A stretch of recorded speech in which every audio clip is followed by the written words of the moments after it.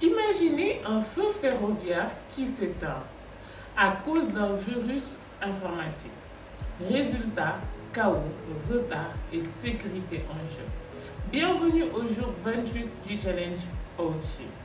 Les systèmes de transport ferroviaire, routier, maritime, aérien s'appuient sur des technologies OT pour assurer la sécurité, la régulation du trafic et la coordination des opérations.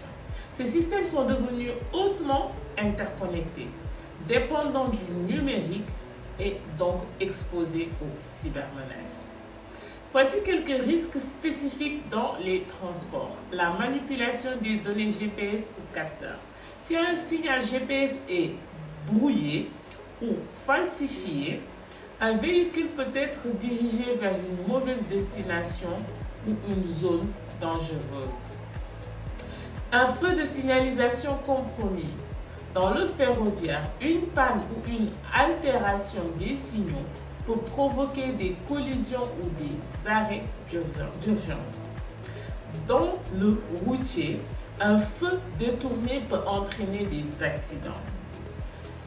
Les systèmes de télémaintenance piratés. Des pirates peuvent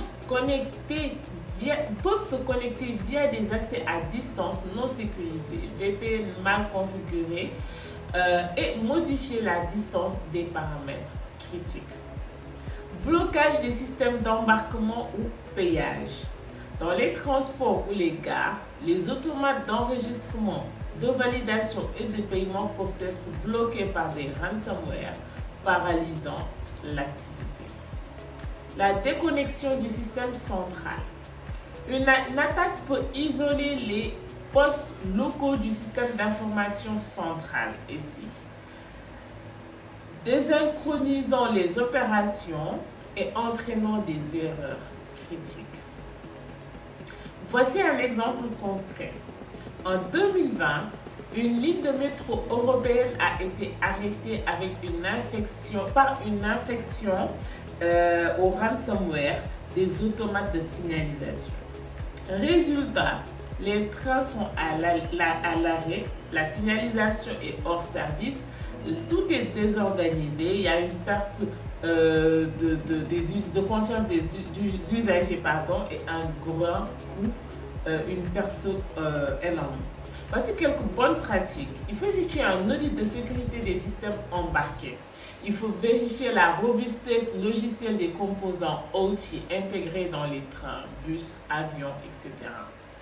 Il faut un contrôle rigoureux des fournisseurs. Tous les prestataires de maintenance doivent être vérifiés, leurs accès limités et leurs connexions monitorées en temps réel. En 3, il faut une résilience en cas de coupure du SI central. Mettre en place des plans de continuité pour assurer un fonctionnement autonome en cas d'attaque. En 4, il faut un cloisonnement des réseaux OT. IT. Limiter les effets de propagation d'un malware via une segmentation efficace. En 5, il faut un chiffrement systématique des données.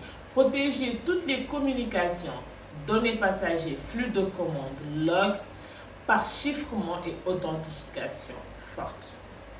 En conclusion, les transports modernes sont intelligents, rapides, interconnectés, mais aussi très vulnérables.